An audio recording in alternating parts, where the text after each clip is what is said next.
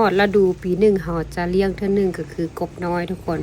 มื้อนี้ไปเอากบน้อยมาปล่อย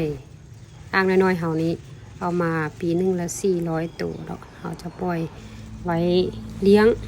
เนาะเกลืออาหารแต่ละมื้อแล้วก็พอได้กินซะอยากน้ำใดอยากผัดเผ็ดน้ำใดก็กินน้ำนั้นเนาะอันนี้เป็นกบน้อยที่เราซื้อมามื้อนี้เลยตัวแข็งๆเนาะเขาจะไปเอาน้ำห้านประจำเลยผู้หลายเอามาก็เลี้ยงใหญ่เนาะเลี้ยงใหญ่ดีที่เราไปเอามามื้อนี้เนาะอันนี้จะเป็นอ้อมข้างนี่นะเป็นไม้ไผ่กิมซุงที่ว่าเราซ้ำไว้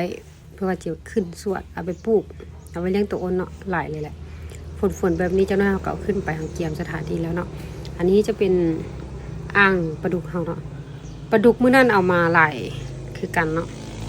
ปลาดุกไม่ทำมาปล่อยมัน400ตัวก็คือมากที่ปิดแล้วเนาะยังไม่ล้างเด้อแค่ยังได้สั่งเด้อมื้ออื่นปิดเป็นตลาดจำนวนหลายเลยเนาะไม่เท่าเป็นนั่งขายนี่นะ